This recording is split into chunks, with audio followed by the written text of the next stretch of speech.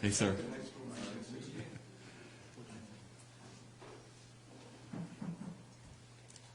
Well, good morning.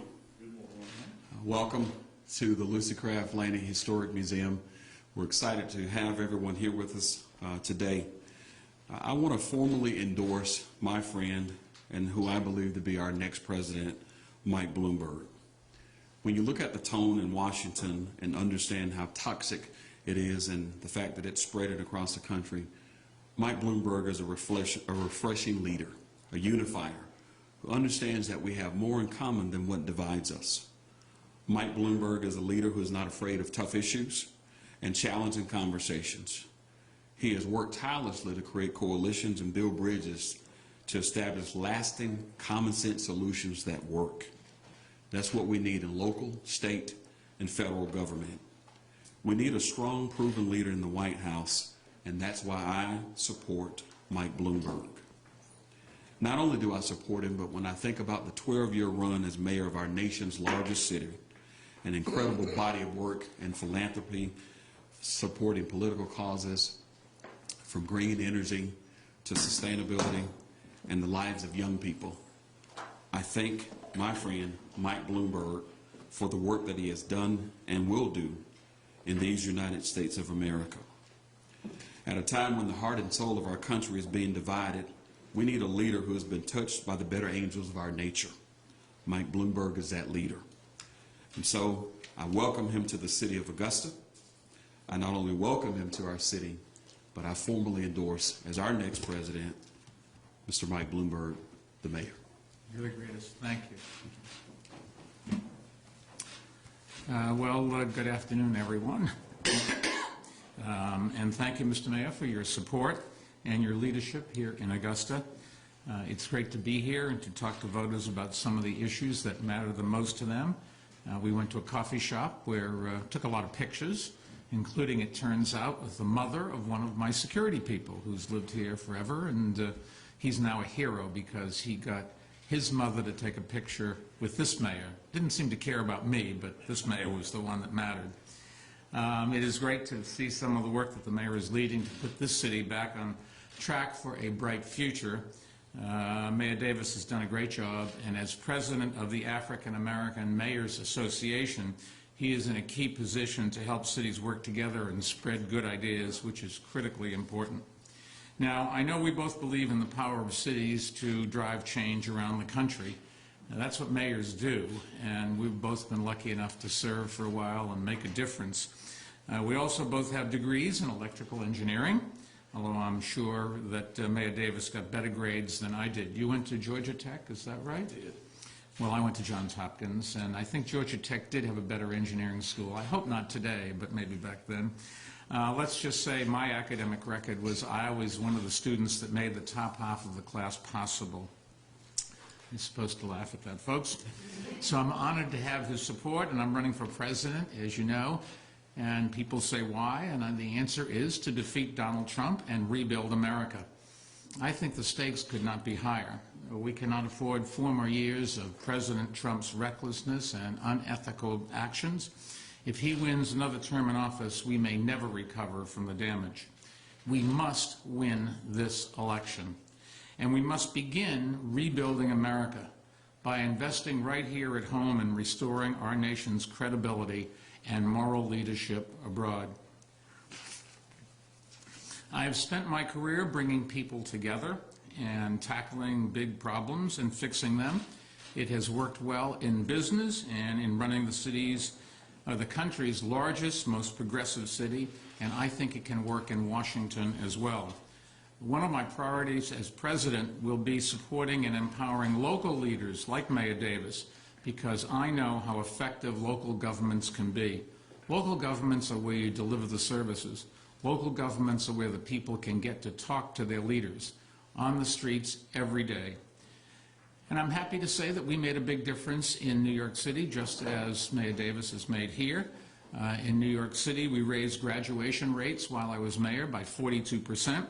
We cut murders in half while also cutting incarceration rate by 39%.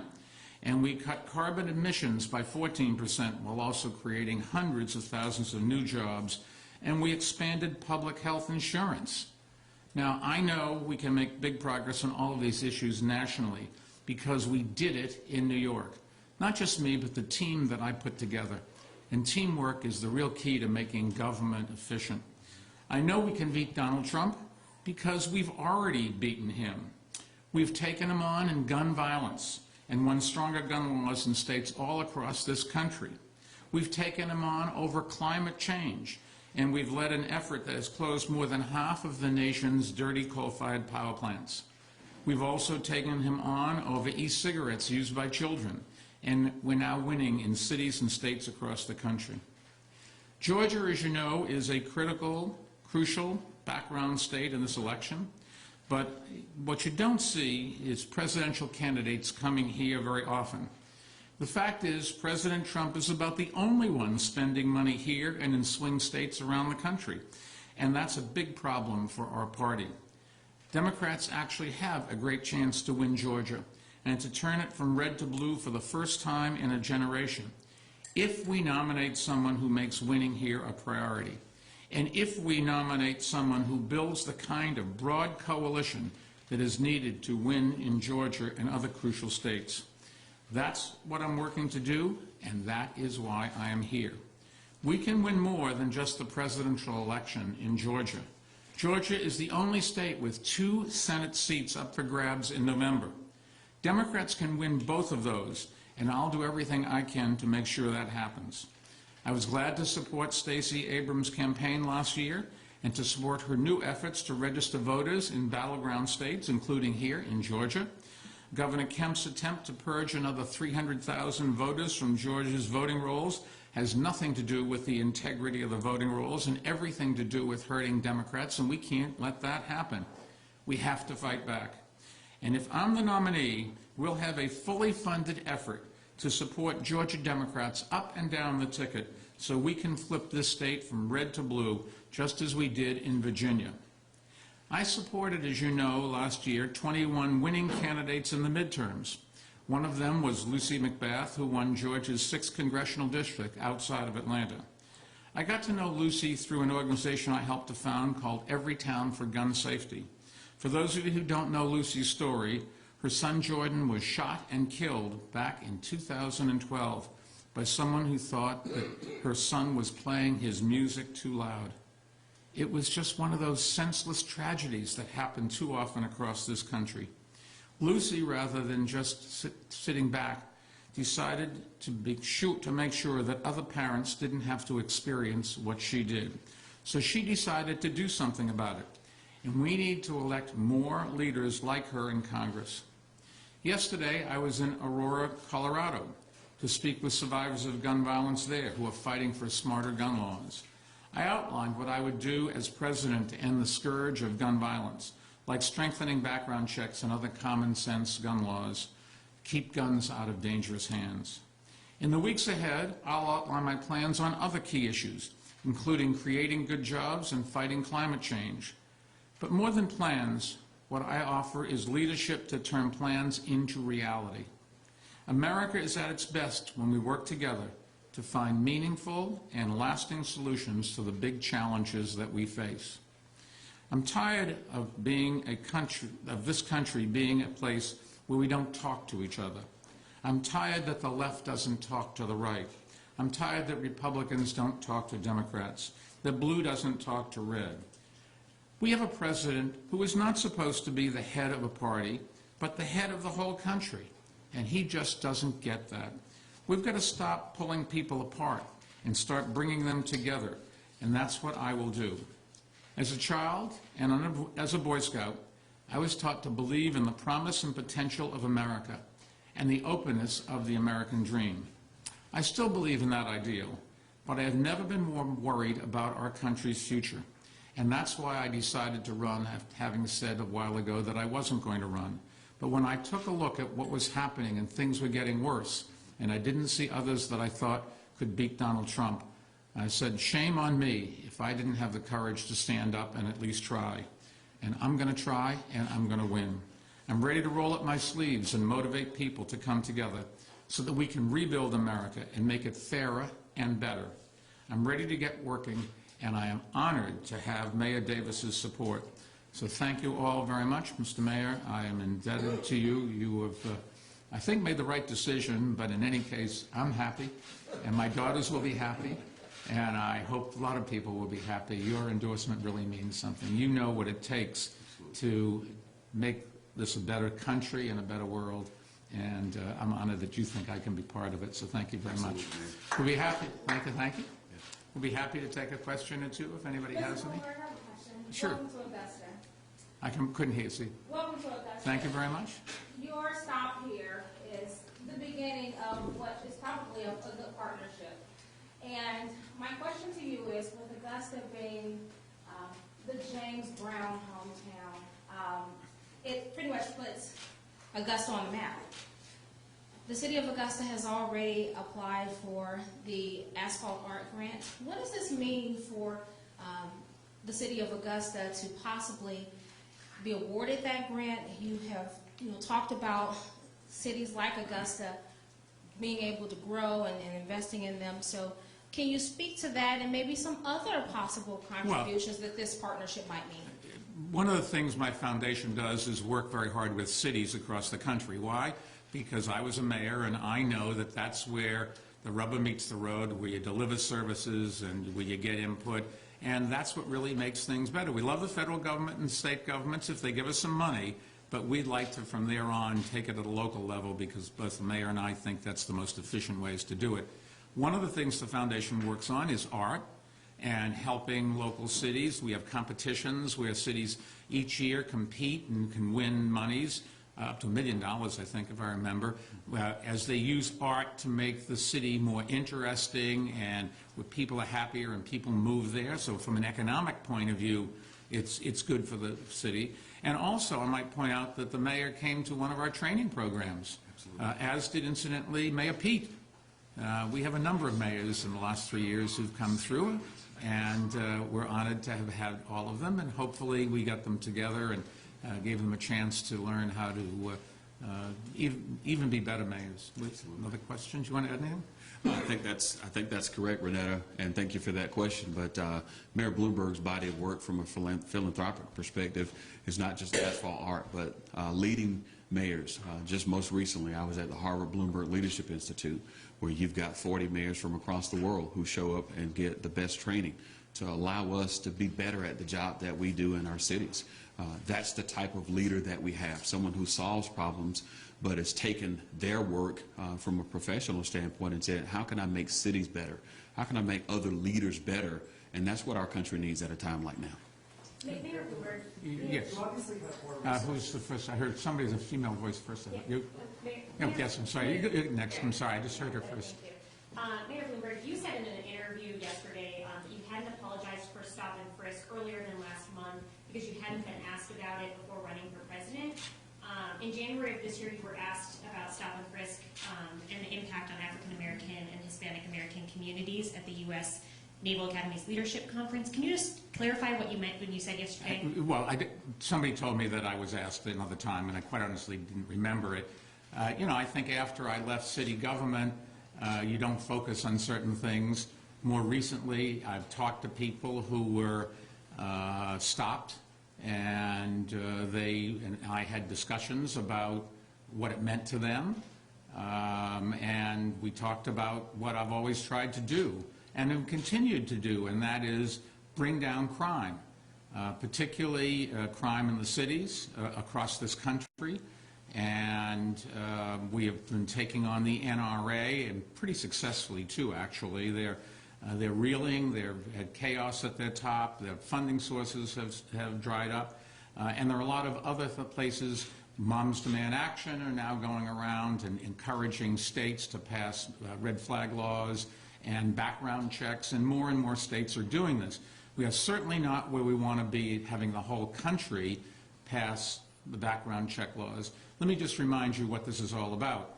The Second Amendment gives you the right to bear arms, but the Supreme Court has said you can have reasonable restrictions. Some of those restrictions that the Supreme Court have blessed are as a federal law that if you buy a gun at a gun show, you have to, at a gun store, you have to go through a background check.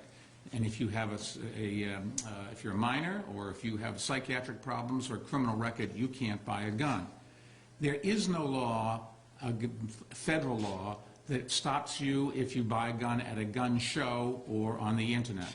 That's what about half the states in the country have already enacted. That's what we're trying to do to get for the rest of the states. Nobody's trying to take away people's guns. We just think that people that qualify by that standard, minors or psychiatric problems or people that have criminal records, they shouldn't buy guns. And that's what we've been focusing on. And you had a question.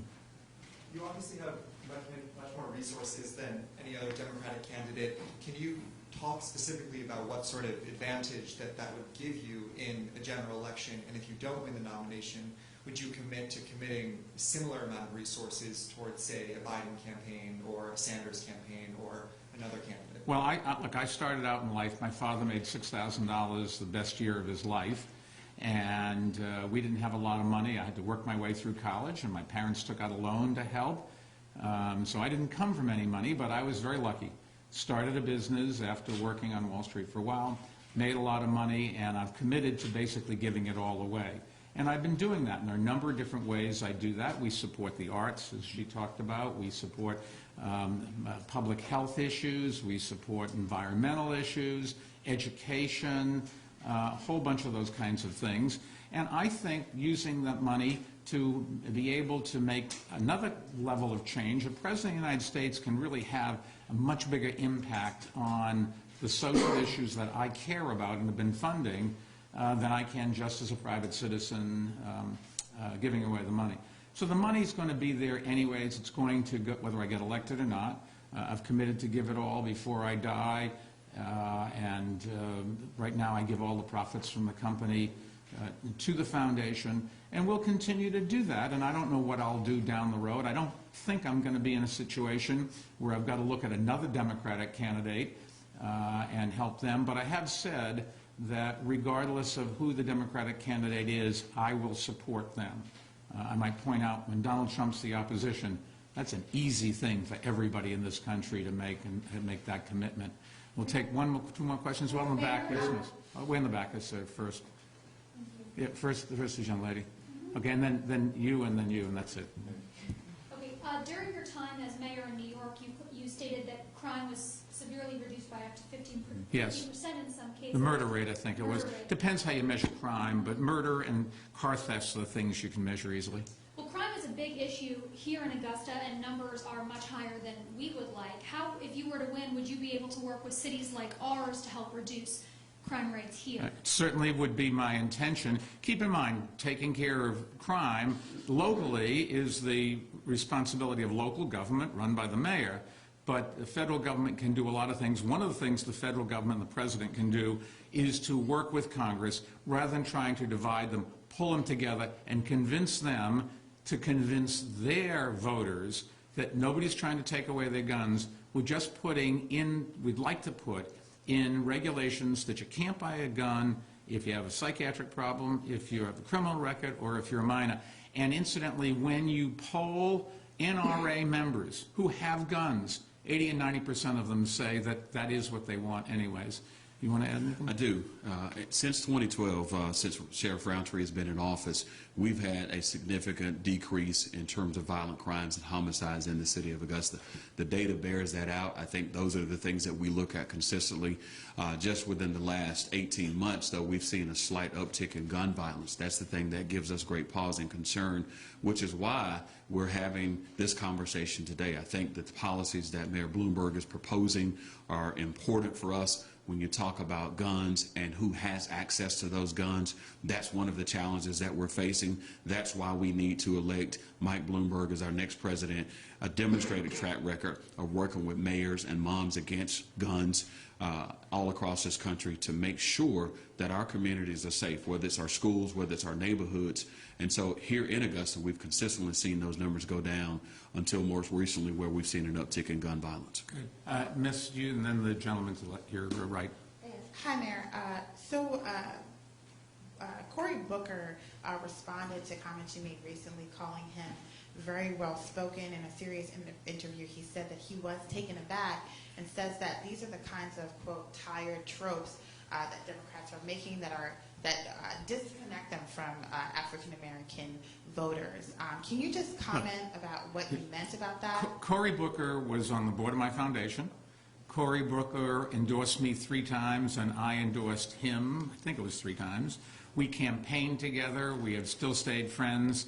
I probably shouldn't have used the word, but I can just tell you he is a friend of mine, and he is a Rhodes Scholar, which is much more impressive than my academic background.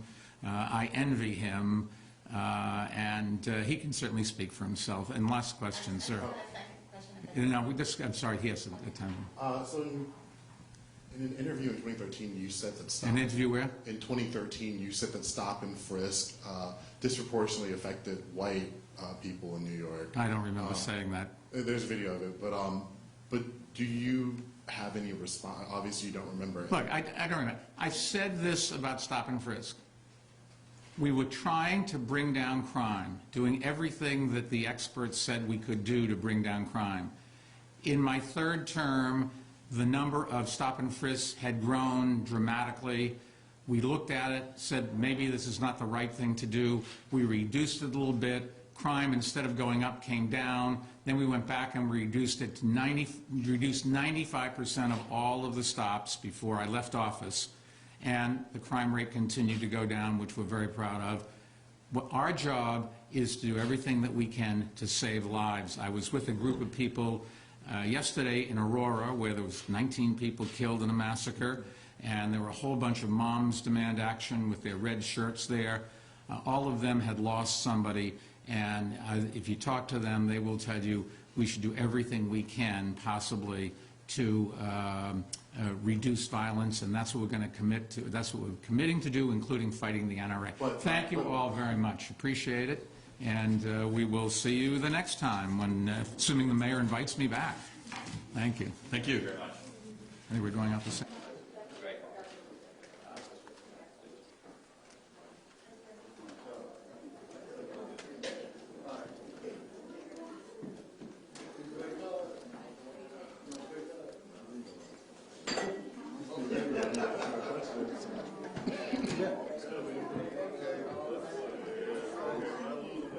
You see that there? I'm going to take that.